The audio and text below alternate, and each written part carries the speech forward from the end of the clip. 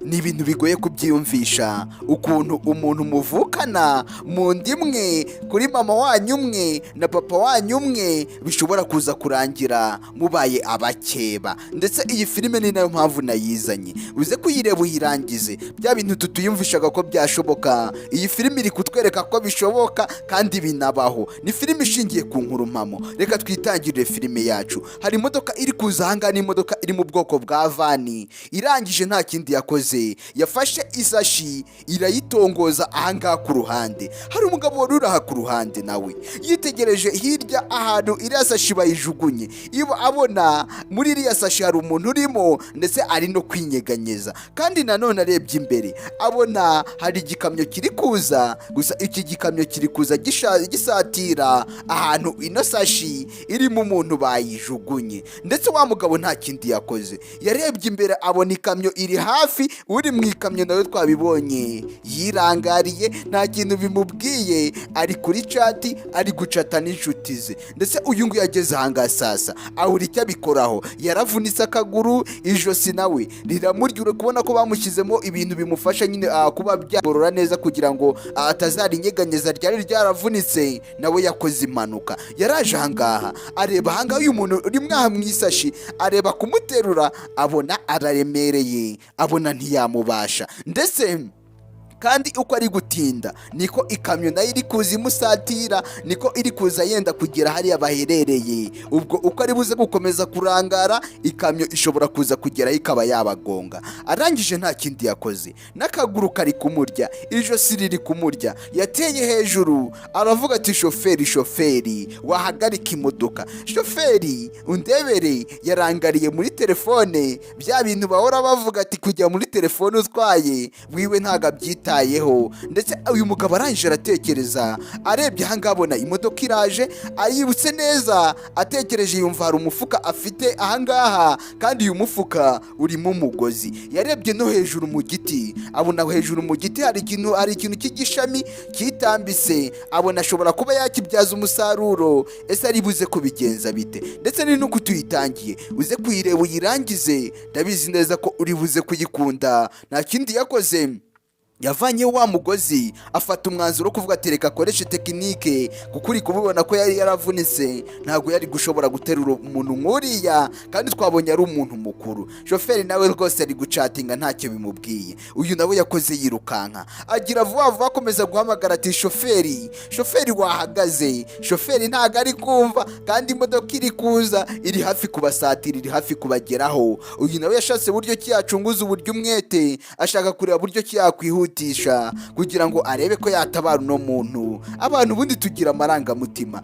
nk'uyu nguyu yanze kuva ahangaha atamufashije, kandi buriya gufasha ni byiza mw'abantu mwe. igihe uzabona umuntu ari mu bibazo, igihe uzabona umuntu ameze nabi, ntuzigere umunyuraho utamufashije, uko nawe isaha n'isaha ashobora kuzakwitura. uyu nawe amaze kumuhambira amaguru, yafashe amaguru yiwe yose arayahambira, yafashe wa mugozi awunaga mu giti, imodoka iri hafi kubageraho. arangije awutungusa hirya, arangije arongera arawufata, aravuga ati wenda reka nkoresha iyi tekinike. ahari iyi modoka yatambuka, ndetse afata cya kintu yari afite nacyo kimeze nk'ikigorofani, arabanza akigizayo. imodoka niko iri hafi kubageraho. witegereze ureba akantu ku kandi, ibi biraza kurangira gute? ese uriya muntu kuki baje kumutaha mu muhanda? byagenze bite? byatangiye gute? yafashe ya sashi irimo umuntu arayizamura, imodoka iratambuka. tekereza ko shoferi atigeze abona ko hari umuntu bazamuye hariya hejuru. shoferi ntabwo yigeze abireba, yari yarangaye. urwo ruhande tumaze kuruvaho, tugaruke kuri ya vani yari imaze guta uriya muntu hariya mu muhanda. uyu mukobwa arangije aravuga ati ok, nyuma na nyuma umupangu twapanze igihe kirekire ugezeho, urakunze. mu gihe nibazaga ko bizashoboka nkumva nabuze igisubizo, birakunze. ndetse hari umugabo nawe bari kumwe, arangije aravuga ati erega ni ukuvuga ati ibintu twagiyemo ngewe nawe ni ikigaragaza ko turamutse tunahuje imbaraga, ikintu cyose twakwiye kugeraho twakigeraho. ati ahubwo se wowe uri kumva ubyakiriye ute kuba tutakiri kumwe ubu ngubu tugiye kuba furi? ndetse tugiye kwigenga. Uyu aravuga ati rega nawe ibintu uri kumbaza urabizi neza, ati kandi urabizi 100%, niyo bidakunda hariya njye nari gukoresha plan B. Uyu yarangije aravuga ati erega njye hariya nabirebaga, ubundi iyo umuntu wamushyize hariya mu isashi umwuka uragenda ugahera, ndetse ndakubwiza ukuri ko tukimara kumunaga hariya yageze hasi n'ubundi yarangije gupfa,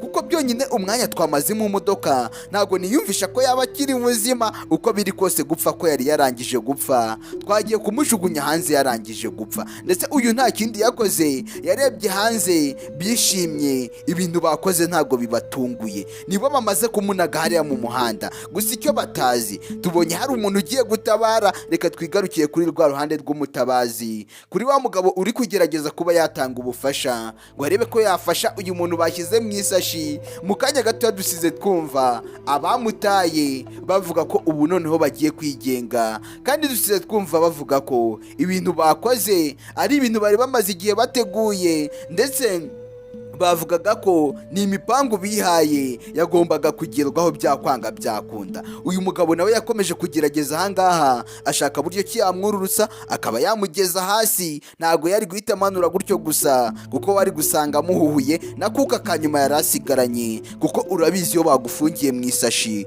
guhumeka ntago uba ubona umwuka. Ashobora kumurekura rero yamanuka akikubita hasi ugasanga byose birarangiye, ariko ku bw'amahirwe yaramumanuye gake gakeya amushyira hano hasi, we nta nubwo aramenya ikirimo. Arangije arebye abona isashi iri kwinyeganyeza, mu isashi hari umuntu urimo uko biri kose. Ndetse yagize amatsiko nk'umuntu uwo ari we wese, atabaye umuntu mw'ubu buryo wagira amatsiko, ukagira amatsiko yo kumenya niki kirimo imbere. Arangije aza ahangaha ku mutwe, ariko abanza kugiramo ubwoba.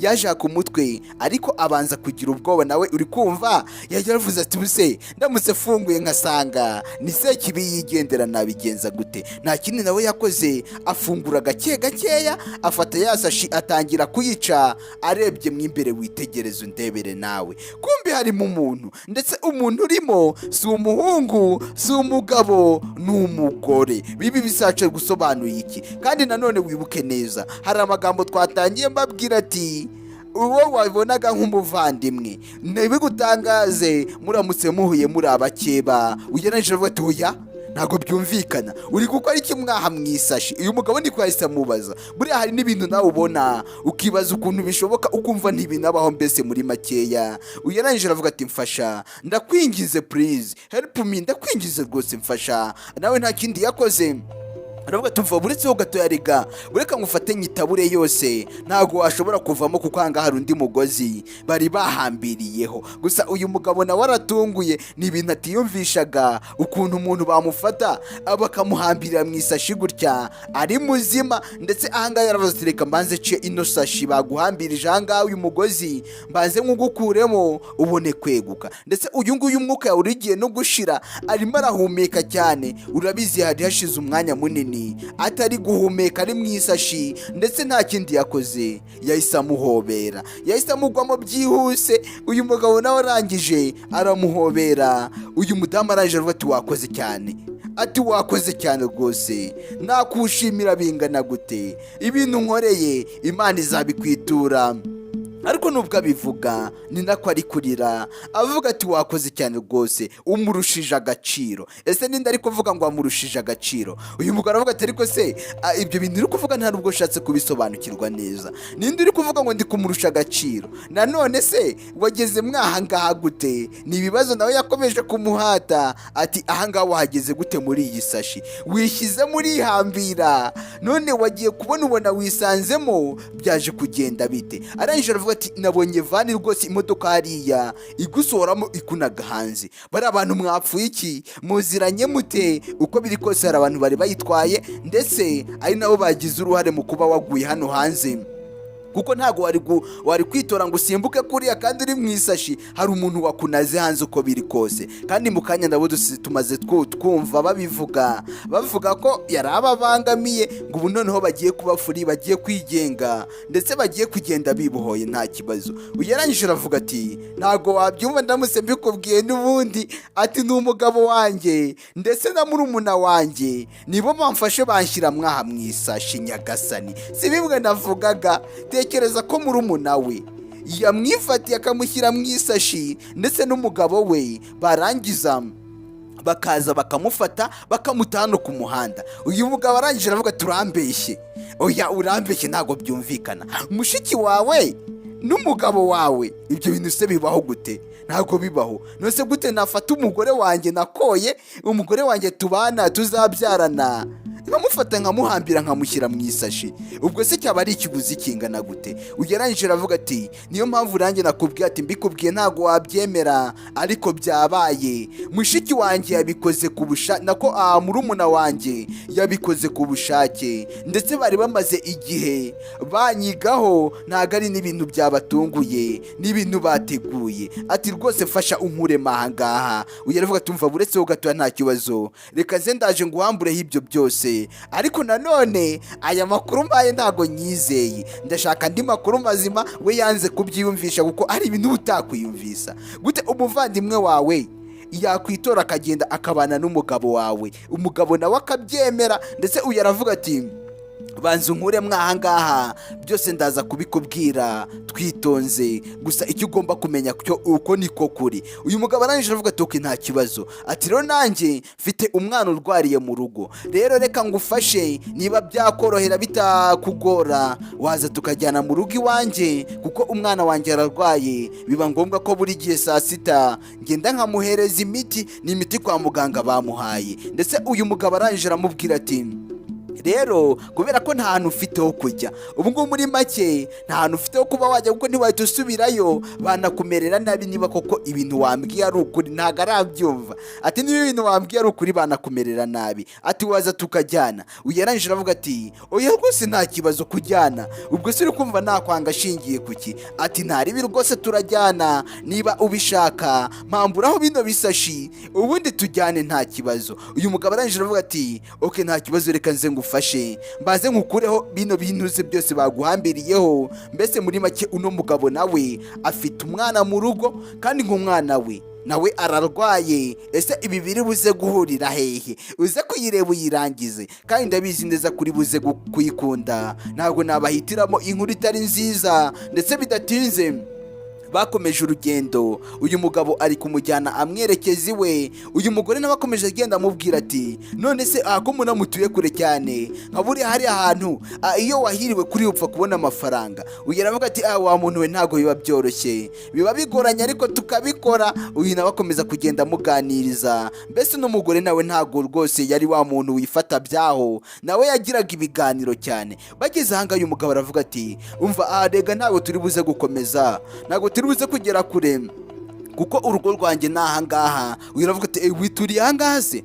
Ati aha ngaha niho utuye? Ati cyane rwose, ni mu cyaro ariko nyine ntuze kubitindaho, umwana wanjye arimo aha ngaha, kuko aha ngaha niho twibera, niho dusanzwe twibera. Ahubwo ngwino dukomeze tujyane mu rugo, kandi uhawe ikaze wisange, ntiwitware nk'umushyitsi, kuko rwose nta birenze hano iwacu. Natwe turi abantu baho ngaho gutyo gusa, nibanira n'umwana wanjye. Aramubwira ati erega nta kibazo, wibitindaho cyane, nanjye erega ntabwo ndi umuntu urenze, ntabwo ndi umuntu uruta abandi, kandi uko naba ndi kose abantu twese turangana imbere y'Imana, nta kibazo reka tugende. Uyu mugabo aravuga turakoze cyane rwose, ntabwo uri nka ba bandi baza ahantu mu cyaro barangiza bakihenura bakavuga ati uru rugo se narwinjiramo. Kandi ibyo bintu bijya bibaho cyane, ugasanga umuntu ngo hari urugo atakwinjiramo kugira ngo inda zitamufata cyangwa imbaragasa, bitewe n'uburyo kindi ari kuhakemangamo, ko ari ahantu mu cyaro hari imyanda myinshi, baba mu myanda. Ndetse twagarutse aha mu nzu iwabo w'uriya mugabo, uyu niwe mwana we aryamye aha ngaha, ndetse ngo umwana we ararwaye. Yaje ahagaze aha ngaha aravuga ati oke komeza winjire rwose, uhawe ikaze hano mu rugo iwacu. Uyu aravuga ati rega naje. Aka kana karangije karavuga ati papa ndagukunda cyane, niko kahise kamubwira. Umugabo nta n'ikindi kintu arabwira umwana we yahise amubwira ati papa ndagukunda cyane, kandi nanone ikindi ugomba kumenya ndi kuribwa cyane. Uyu mwana ngo yararwaye, yari afite indwara itamworoheye, yaravuze ati ndi kuribwa cyane. Uyu mugabo arangije avuga ati mwana wanjye rega naje, nta kibazo rwose ntugire ubwoba, kandi ndaje nguhereza imiti, amasaha yageze nanjye mba nayazirikanye. Ati rero uyu mwana wanjye iyo amasaha ageze zimuha umuti, usanga indwara yimukomerera. ari nayo mpamvu buriya kwa muganga bavuga ati umuntu niba aje kwa muganga akavurwa agomba kujya ahabwa imiti ku gihe, akavurirwa ku gihe. Umugabo yaraje ahangaha arangije afata imiti, afata n'agakombe karimo amazi uriya mwana ari buze gusomeza, atangira kumuha imiti. ahangaha witegereze, atangira kumuha imiti amasaha ya saa sita nyine yarageze. bari baramubwiye ko imiti azajya yimuha mu gitondo, saa sita ndetse na nimugoroba, ni 3 ku munsi. iyi rero yari inshuro ya saa sita, yari yagiye mu gitondo hari yamaze kumuha. ndetse uyu mugore ari ahangaha atangira kwitegereza. uyu mugabo aravuga ati nose papa, ndi kubibona waje, ariko nanone hari ikintu kimwe utambwiye. Sorry, uyu mwana niko yaramubwiye ati hari ikintu kimwe utigeze umbwira. ati giki se mwana wanjye? ati waje, ariko nabonye ahangaha wazanye n'umuntu mushya, kandi nagira ngo nkubwire ko ntaramenya amazina yiwe. uriya muntu mwazanye yitwa nde? hanyuma rero nambwire, hari ikintu se dupfana? uyu yarangije aravuga ati umwana oya rwose nta kibazo. ati reka nkwibwire rero, njyewe amazina yanjye nitwa Mariya Paula nyagasani. uyu mukobwa ngo yitwa Mariya Paula. ati none se ati wowe witwa nde? ati nanjye nitwa Dana. uyu mugore arangije aramubwira ati rero niyo mpamvu ndahangaha nazanye na papa wawe. uyu mwana atangiye kubaza ibindi bibazo. papa we aravuga ati ariko wa mwana we ntukagire ibibazo byinshi. ati papa wandetse ariko nkibariza ko nabonye uriya mugore anaganira kurusha wowe nuko ujya unganiriza. ati reka nibarize. uyu yarangije aravuga ati erega nta kibazo umwihorere, mureke yisanzure ntaribi rwose, njyewe nta kibazo mbifite, ibibazo byose yambaza. uyu mwana arangije aravuga ati ariko papa njyewe rwose ndi kubona uriya mugore nanamukunze, kuko bitewe n'ukuntu aganira rwose n'umumararungu. ati ahubwo se tuzataha nyagasani? aka kana niko kahise kamubaza. buriya abana bagira utubazo. yarangije avuga ati oya rwose ntabwo ndibuze guhita ntaha, ati ariko nibyaba ngombwa nshobora no kuzataha, ariko bitari aka kanya. nawe yamusubije amubwije ukuri, yamubwiye ko aka kanya atahita ataha, ariko hari igihe byaba ngombwa akaba yataha. ndetse uyu mugabo arangije avuga ati mwana wa none se ntiwabyumvise? Mariya Paula arangije arababaza ati none se ubundi nagira ngo nkubaze umugore wawe abahe? ataravuga ako kantu umugabo aho kugira ngo akamusubize, umugabo yahise ahaguruka arangije araza ahangaha. ni ibintu byo kuganiraho bombi wa babiri. aravuga ati umva, ibi bintu rero ntabwo nabigusubiza, uyu mwana ari kubyumva. ati rero kubw'iyo mpamvu nagira ngo mbikubwire twembi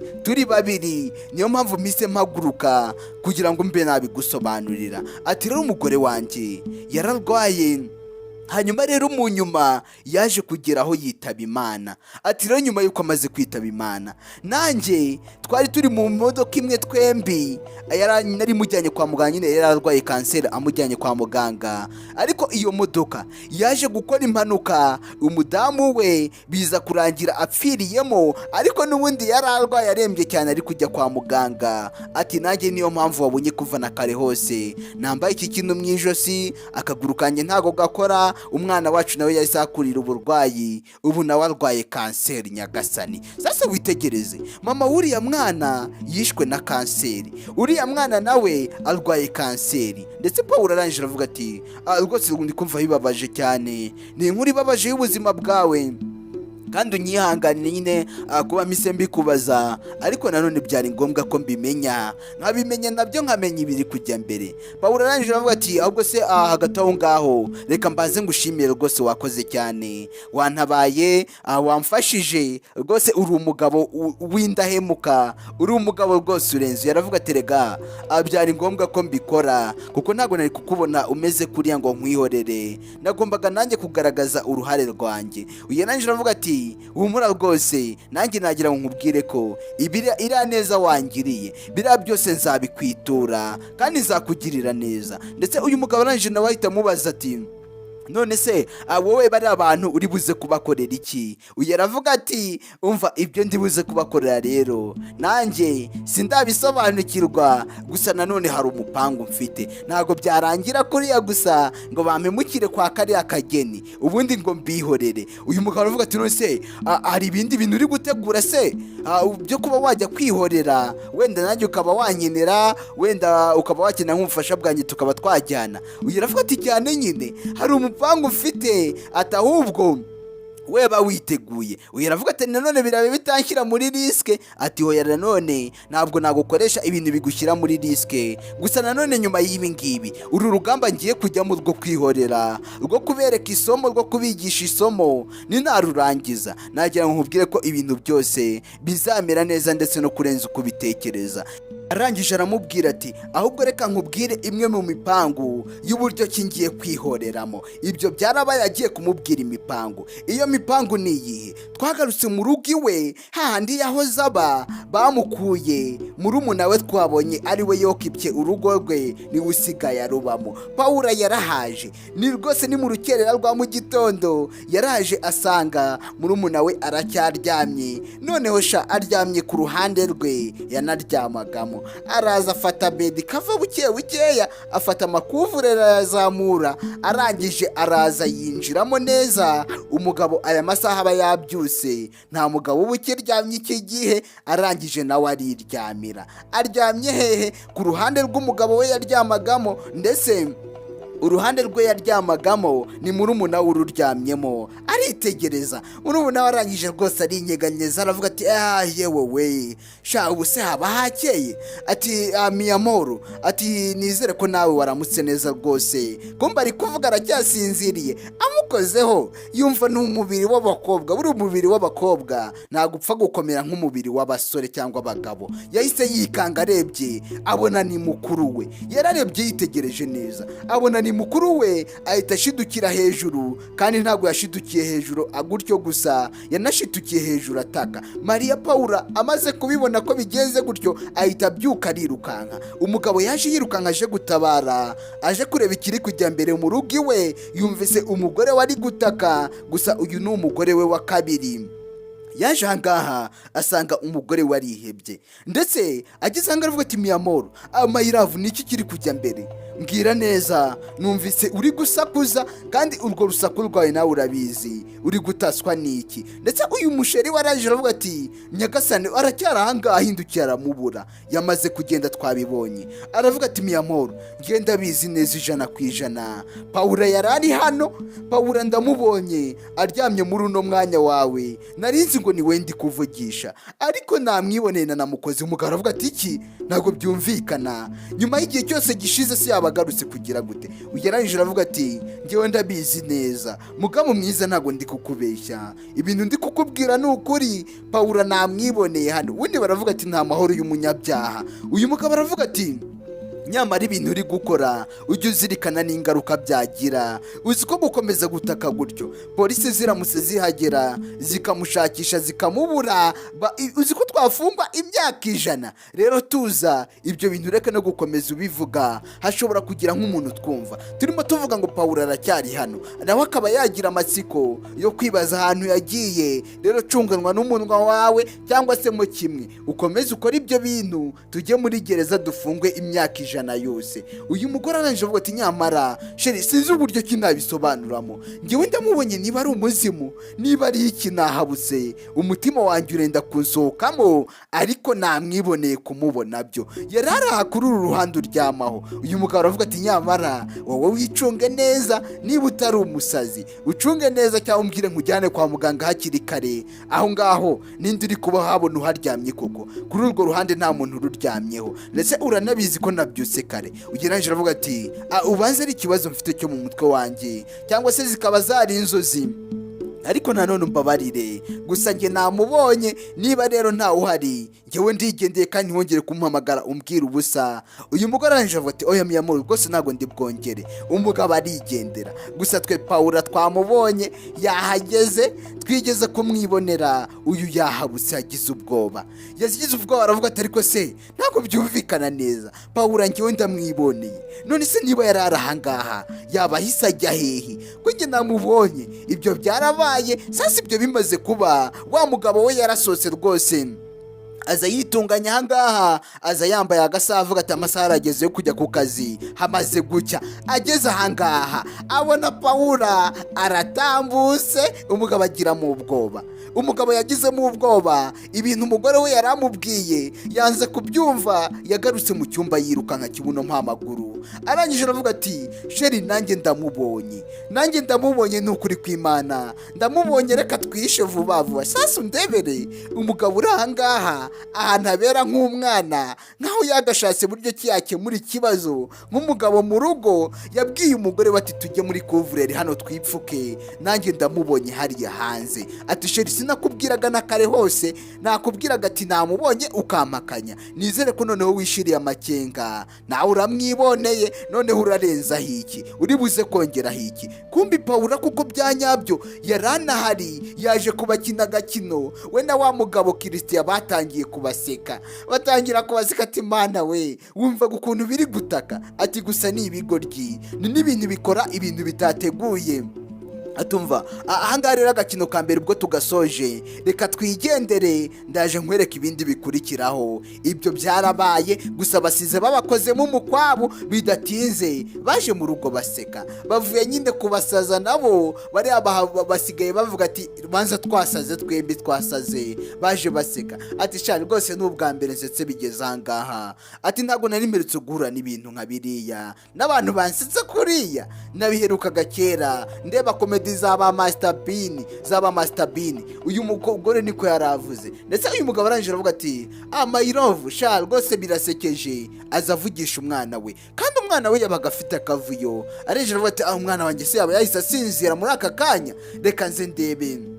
Ati Dana mwana wanjye kanguka tugutere story y'ahantu tuvuye. Bashakaga kumubwira ahantu bavuye kugira uriya mwana nawe babe bamushimisha, wenda be yaseka. Ndetse umugabo ageze ahangaha aravuga ati Dana mwana wanjye wapi, Dana ntabwo ari kunyeganyega. Ati Dana mwana wanjye kanguka, Dana mwana wanjye. Ariko uko akomeza kubivuga Dana ntabwo ari kuvuga. Ndetse uyu mugore Paula arangije aravuga ati ariko se Dana yabaye iki? Uyu mugabo aravuga ati hoya umwana wanjye se bigenze bite? Bose bagize mu ubwoba. Kumbe uno mwana ubanza bitagenze neza, ubanza indwara yamukariye, ubanza indwara yamukomeranye. Umugabo amukoze wangaha yumva umuriro ni mwinshi. Ndetse Pawulo arangije aravuga ati umva Christian, gira vuba vuba turebe uburyo ki twamugeza kwa muganga. Barebye Dana nukuntu hari umwana wakundaga kuba afite akavuyo, ari umwana wakundaga kuba ari kuganira, kuri inshuro nta nubwo ari no kwinyeganyeza. Ahangaha bahise bavuga ati ko biri kose indwara irakomeye. Ati Dana, buri wese agerageza kumuhamagara, ati Dana ariko wapi. Bose batangiye kumuhamagara ariko n'ubundi ntabwo ari kubasubiza. Uyu aravuga ati shaka mituweli yiwe tumujyane kwa muganga. Uyu aravuga ati nta mituweli afite, rega nta mituweli afite, ntayo, ngiye gupfa kumujyana gutyo gusa.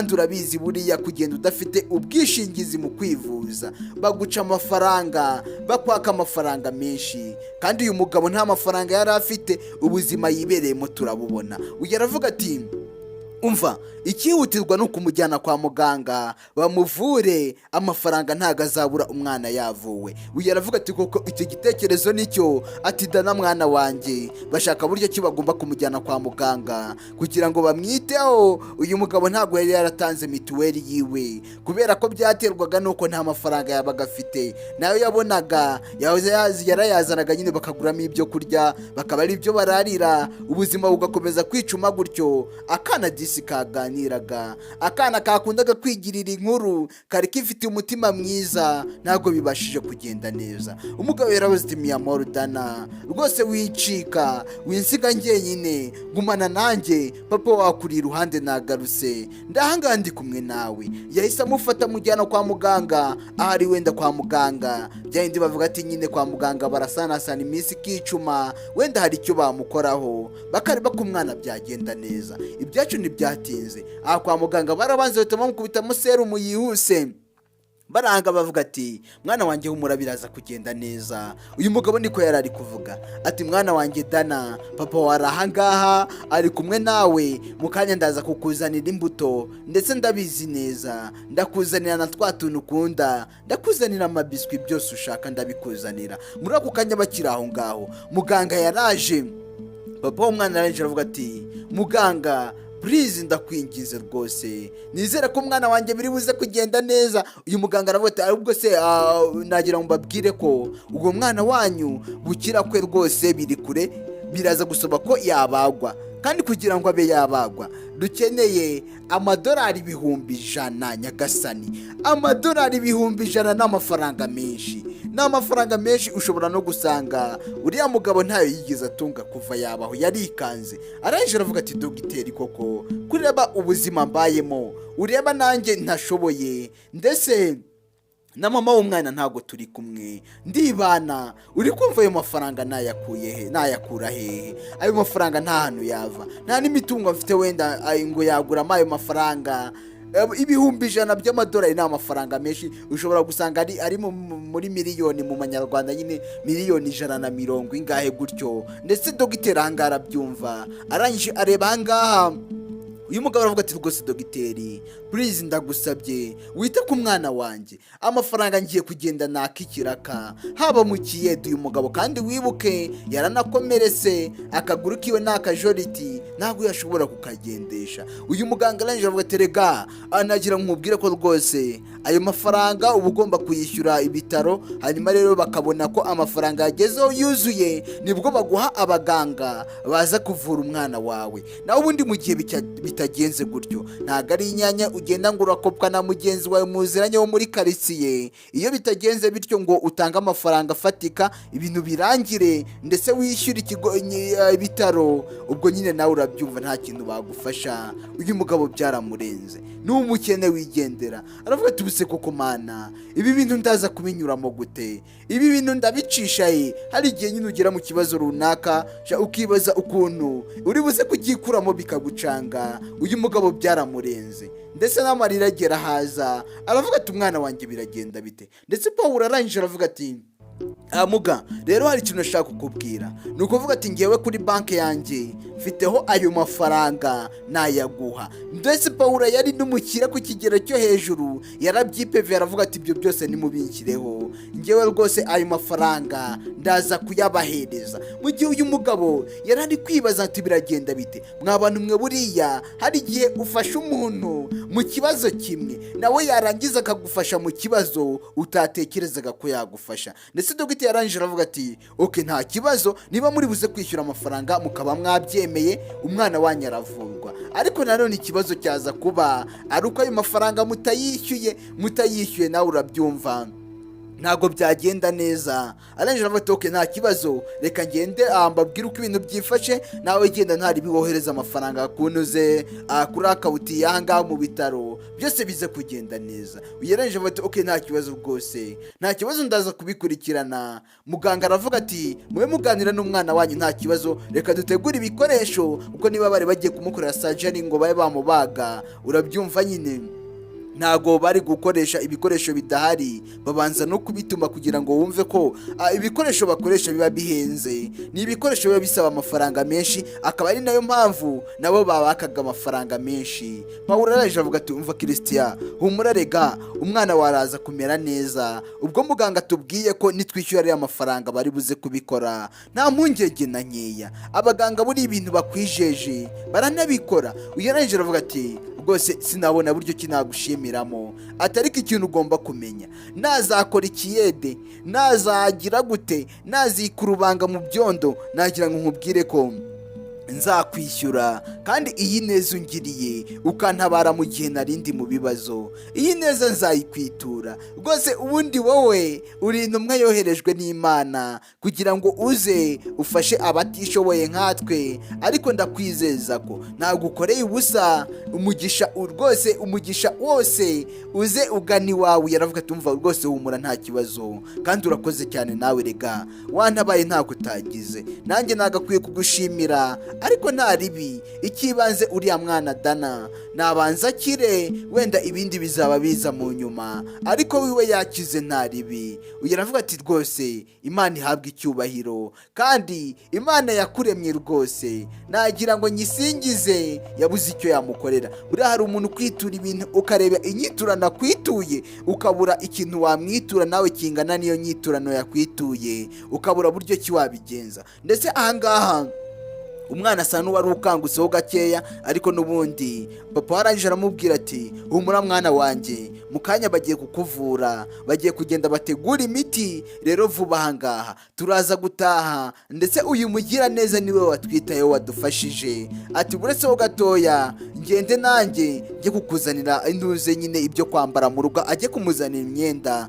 kugira ngo aze guhindura imyenda. Ahangaha yambaye imyenda y'abarwayi, iyo yari yambaye kare nyine urabyumva akantu k'agahuyu kajeho, ndetse uyu yarangije nawe aka kana hari ibintu kashushanyije, witegereze urebe akantu ku kandi. Uyu yarangije aravuga ati zana hano ndebe, ni agapapuro uno mwana yagiye ashushanyaho ibintu, atangira kureba kuri aka gapapuro, ni Paula uri kubirebaho. Uyu mwana arangije afata ya serumu bari bamushyizeho ayikuraho, aravuga ati rero nagira ngo nkubwire ko ibyo bintu nguhaye kuri urwo rupapuro ni ibintu papa wanjye akunda. Uyu mwana niko yahise abwira uno Paula ati ibyo bintu papa wanjye bikunda kubi, ati rero ninaramuka mvuye ahangaha bakaramuka bamvuye nkakira, nzataha njye mu rugo, byose nzagenda mbishakire papa, mutegurire buri kimwe cyose. Ndi kumva nkumbuye cyane rwose kuba ndi gutegurira papa ameza, kuba ndi kumutegurira buri kimwe cyose kandi ndi kumwitaho. Ndetse aka kana kakundaga papa wako, ati gakumbuye kujya kwita kuri papa wako. Ndetse karavuga ati none se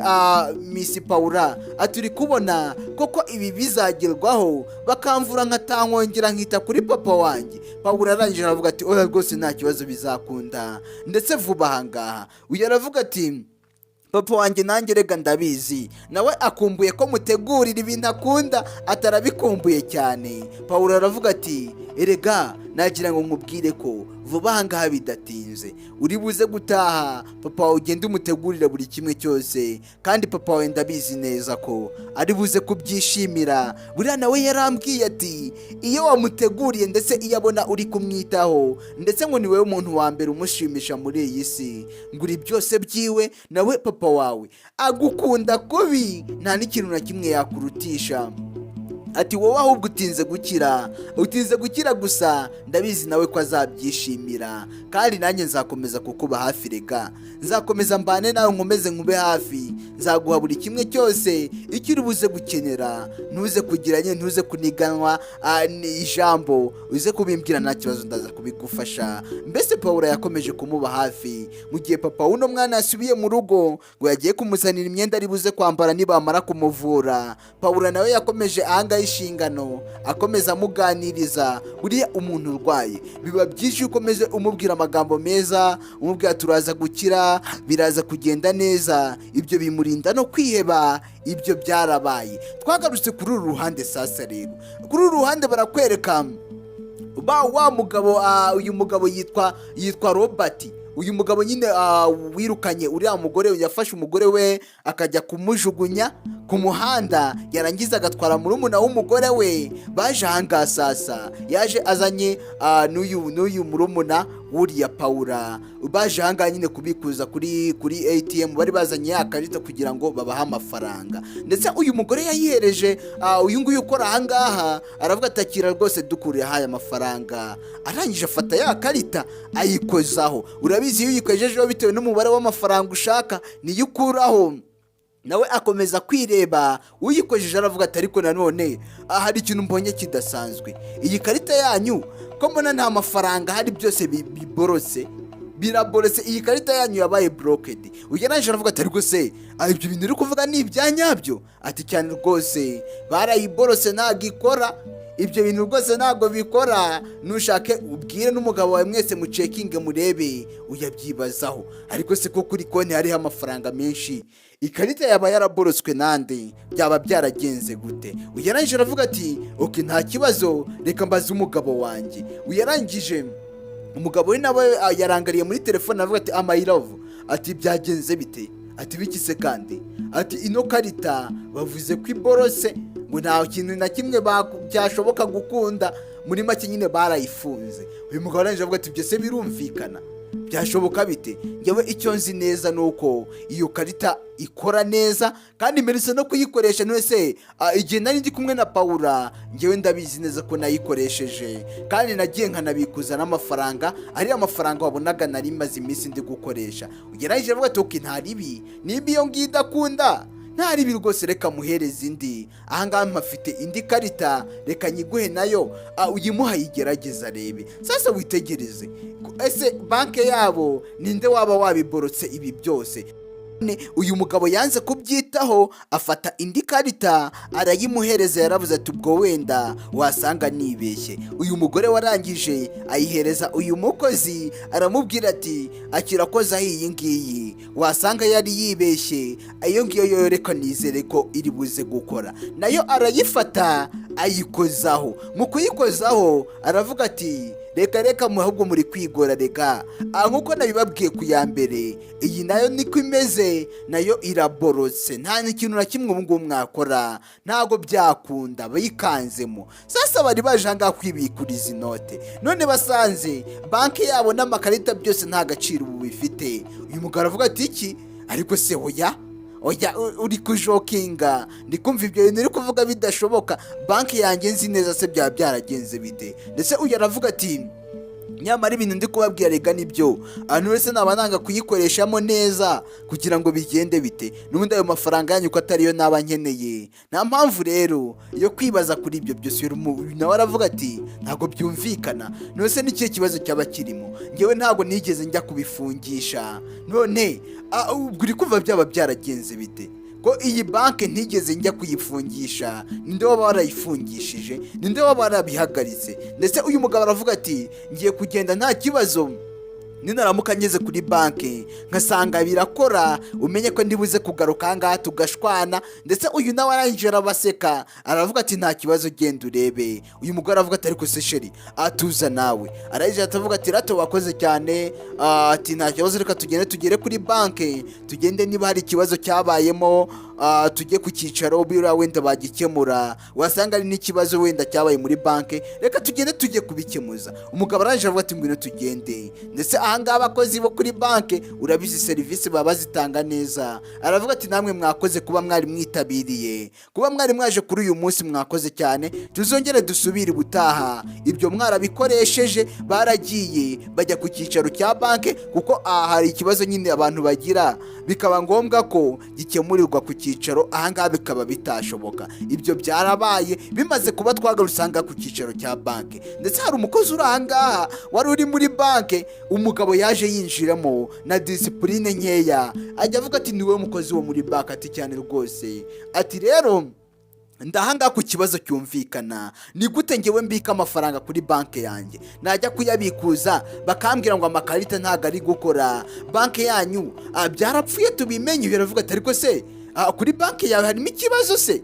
Ati byanashoboka ko harimo ikibazo. Bakiri aho hari uwavuze ati nta kibazo kirimo, ahubwo ni ukubera ko banki atari iyawe, ahubwo banki ari iyanjye nyagasani. Paula yahageze ati banki ni ukubera ko atari iyawe, banki ni iyanjye, niyo mpamvu utari kujya kubikuza amafaranga kuri banki itari iyawe ngo bikunde. Ahangaha nyiri banki yabonetse, arangije arazahagarara ahangaha aravuga ati nyuma y'igihe rero, bitewe n'umururumba wanyu nabonye ko mukunda amafaranga, mukunda ibintu kurusha abantu, rero nimubanze mwumve neza uburyo kinabikozemo. Nararebye ndavuga ati bitewe n'ukuntu mushaka amafaranga, nta buryo nababona nabafatishamo usibye kuba nagenda nkaborokesha iriya banki, kugira ngo muzaze nyine muzahite muza ahangaha, muze muhasanga musange nabiteguye, mpite mbafata gitumo, nta bundi buryo nari gukoresha. Umugabo arangije avuga ati wese kandi Paula uracyariho? Atangira kuvuga didimanga ati uracyariho? Ndetse Paula arangije aravuga ati ndiho, nzongera mbeho, nkomeze mbeho, ndetse nzabaho ibihe byose.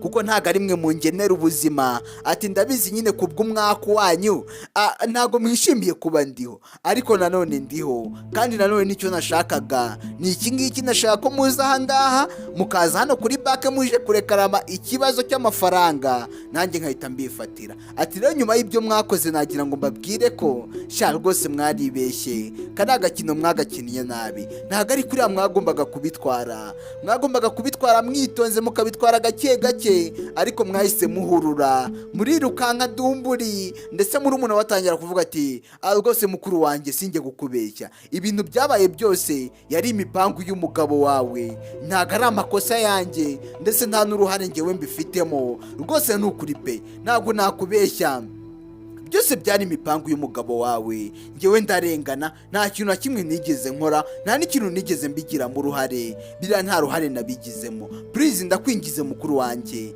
mbabarira rwose, ibi bintu tubisoze. Uyu mugabo arangije aravuga ati oya ntago wabinkora, urabizi neza ko twabipanze ndetse tukanabipanga n'igihe kirekire, winyihakana. Ati ahubwo Paula mi amor, nagira ngo nkubwire ko ibi bintu twaza kubiganiraho, tukaza kugirana ibiganiro, kandi ibi bintu bikaza gukemuka biciye mu mucyo. Ahangaha uyu mugabo niko yabwiye Paula. Paula aravuga ati oya ntago ari ngombwa rega ko tuza kubiganiraho, ntago ari ngombwa, njye usibye ko nta n'ibiganiro byanyu nshaka. Ati ahubwo ikintu gishoboka, ati mwinjire afande nyagasani, nicyo kintu yababwiye gishoboka. Muri umuntu aravuga ati Paula uri gukora ibiki? Muri ako kanya hari uwinjiye, ndetse araje avuga ati noneho ubu tugira ngo twakora akazi nta kibazo. Ati mbe nabafata mbajyane se? Uyu mugabo atangiye kuvuga ati oya Paula ntago wabidukora rwose, tubabarire. Uyu nako avuga ati mukuru wanjye ntago wabinkora, urabizi ndi umuvandimwe wawe, kandi byose byabaye nta ruhare nabigizemo, ni umugabo wawe yabiteguye. Uyu aravuga ati mi amor turaza kubiganiraho nkubwire buri kimwe cyose uko byaje kugenda. Uyu aravuga ati oya nakubwiye ko nta biganiro nkeneye rega. Afande mvana rwose iyi myanda imbere, bafate bagende, n'urusaku rwaho ruri kumbangamira. Afande yahise abafata arabajyana, ndetse bagiye bataka, bagenda bamutakambira, ariko nawe ntago yabababarira. Bamufungiranye amasaha agera kuri 2 yose mu ishashi, guhumeka yatabawe umwuka wenda kumushiramo, sinzi ko yabababarira, byanagorana ndetse na cyane. Afande arabajyana aravuga ati muceceka aho ngaho, mureke kugenda mwitakisha gutyo, sha twarabavumbuye. Ndetse wa mukozi wangaha muri banki yitwa Sara yahise ahaguruka arangije avuga ati Paula rwose unyihanganire cyane, ntago nagitinze neza nkuko byagombwaga. Paula aravuga ati rega nta kibazo, ati ntaribi rwose uko wabikoze nuko nguko, nta bindi bihambaye twari dukeneyemo. Arangije aravuga ati rero ahangaha ndashaka ko aya mafaranga uyanyohereza kuri banki, nyine kuri account y'ibitaro, ugatransferaho amafaranga amadolari 100,000. Ndetse arangije aravuga ati okay nta kibazo rwose ndabikora. Ati ndabikora rwose, ako ni akantu toto. Arangije aramubwira ati reka mbanze nanasinye ko agiye. Arasinya. Uyu aravuga ati wakoze cyane, ati kandi nizere ko byose bikemutse, noneho serivisi wansabye nyiguhaye byose birarangiye. Mbese Paula nawe ibyari bimubangamiye twumvaga ategura, avuga ati ngomba kuzihorera uko byagenda kose. Arangije aravuga ati Sara wakoze cyane rwose, kandi ndagushimiye. Yahise amusezera aravuga ati sawa bye bye, reka tuzongere duhure. Ndetse ahangaha Paula yahise anigendera, gusa asize abwiye uyu mukozi wa banki ngo ufata amadolari 100,000 uyatransfiye uyohereze kuri iyo konti ya banki nk'aya aho ngaho. Umukozi wa banki nawe yatangiye kubikemura. Sasa tuvuye hariya barakwereka Dana, nyuma y'igihe baramuvuye, ibitaro bimaze kubona amafaranga, we na papa we barabarekura barataha. Papa we yaje ahangaha amutwaye mu kagare, batarajya kure hari uwahageze. Paula nawe yarahari, yaje kubareba hano kwa muganga. Arangije avuga ati Adana noneho nturebe ukuntu iri gukanura neza? Ati shandi kubona uri gusa neza, wabaye akana keza. Paula arangije avuga ati wakoze cyane rwose, erega byose ni ku bwawe. Papa yambwiye ko amafaranga yose nyine twakoresheje, amafaranga yamvuje ari ayawe. Uyarangije avuga ati oya ntabwo ari ngombwa ngo ushimire ngewe, ahubwo twagakwiriye kujya dushimira Imana, kuko Imana niyo itanga amafaranga. Yampaye ayo mafaranga, nanjye ndangije nyaha papa wawe nako nyahereza ibitaro kugira ngo bikuvure. Rero uri kumva, ngewe rwose usibye ko amafaranga Imana yayancishijeho, ariko niyo twagakwiye gushimira kuko ihita yama, ntago nari kuba nyafite. Yari n'umugore rwose wizera, umugore ukunda amasengesho. Arangije aravuga ati Christian, ati nizere ko noneho bya bindi washakaga byose byabaye. Christian nawe aramwitegereza, ndetse aka kana karangije karavuga ati nabonye uri umuntu mwiza. Ati wabonye ndi umuntu mwiza se gute? Ati rwose ndi umuntu usanzwe nk'abandi bose. Ati waba wabibonye ku isura se? Waba wabibonye mu gihagararo? Wabibonye gute? Nyine wowe wabibonye he? Ku mutima se wabibonye gute? Uyu Pawulo niko yahise amubaza, ndetse arangije avuga ati ase koko ibintu umwana wawe avuga kuko aba yabibonye. Ati uno mwana wawe rwose nabonye ari umwana ugira ibiganiro byinshi. Uyu mwana arangije avuga ati uri umuntu rwose wicisha bugufi, uri umuntu ufasha, uri umuntu usenga, uri umuntu rwose ukunda abana ndetse ugakunda n'abantu bakuru. Rwose niyo mpamvu nakubwiye kuri umuntu mwiza. Karagiteri z'umuntu mwiza zose urazujuje. Ugeneje aravuga ati nyine hagati y'ibyo ngibyo uyu mwana nk'uko ari kubivuga koko uri n'umuntu mwiza. Ati ahubwo Pawulo rero urebye nanjye nk'uko uyu mwana bivuze nakubonyemo umuntu mwiza. Umwana wanjye yajyaga avuga utugambo twinshi, ariko kuri iyi nshuro avuze ibintu nanjye turahuza nk'uko yabivuze, uri umuntu mwiza. Uyu mugabo arangije aramubwira ati biba bigoye cyane kuba wabona umuntu muri iyi si wafata amafaranga ye angana nk'ariya watanze akaba yayafata akayaha abantu atazi, abantu bahuye gutyo gusa. Pawulo nawe aravuga ati rega kuba ndiho muri aka kanya byose ndi kubikesha wowe. Rero nanjye nta cyari kumbuza gufasha uno mwana Dana, kandi nanone usibye ko nanamukundaga uyu mwana rwose naramwikundiye. Nyimara kumubona nabonye ari umwana wicisha bugufi. Ati rero nta mpamvu nimwe yari kumbuza kumufasha, kuko n'ubundi kuri uriya munsi nari ngiye gupfa. Iyo utamfasha se ubundi aya mafaranga yo sinari kurinda apfa ntanayariye. Uyu mugabo arangije aravuga ati Diana hari akantu nako ati Pawulo hari akantu gato ngiye kugusaba. Ati rwose hari akantu gato ngiye kugusaba nari maranye iminsi. Ati wanyemerera ukambera girlfriend? Uyu mwana arangije aravuga ati say yes. Vuga yego, vuga yego Pawulo, vuga yego. Ndetse Pawulo arangije nawe araseka. Aka kana karavuze ati vuga yego Pawulo. Uyu Pawulo arangije aravuga ati rwose nabyemeye mwana. Ati rwose ndabyemeye, ndaza rwose n'ubundi twibanire kuko ubu buzima ni wowe waburokoye. Rero ngomba no kubugushyira iruhande iteka n'iteka ku buryo nta kibi kizambaho, ukajya ukomeza ukaburokora. Iyo ntaza kukugira ntago nakabaye nkiriho. Aya yose ndi kuvuga ntago mba ndi kuyavuga kuko kuri urya munsi wantabaye hari kubura iminota 2 gusa umwuka ngo uburangiye. Rero nta mpamvu yatuma mpakana. Ndabyemeye ndetse nemeye kuza gufatanya nawe, nkaza tugafatanya twembi tukita kuri uyu mwana, ndetse nta kintu na kimwe azigera tuburana. Uyu mugabo arangije avuga ati Dana nizere ko noneho wishimiye kubona ugiye kujya wita mama, ndetse nishimiye ko ugiye kubona uwa wundi wakunze nawe ndabizi ko wamukundaga. Pawulo nawe aravuga ati nanjye namukundaga. Ati ahubwo muze tujyane tujye kubana mu nzu yanjye. Wibuke Pawulo we yari afite inzu irenze, atari nk'aba ngaba babaga mu karuri. Akana kagiye gaseka kabareba mu maso, nabo bareba nakana mu jisho. Wibuke nyine bamaze kwisungana, ubu tayari bahise bajya kubana. Babandi nabo bafunzwe. Nakubwira ati Nyazo filmu zitegurika nayibagezaho. Ndabakunda cyane, mureke tuyisoze tuzahure no mu zindi nabateguriye. Ciao ciao.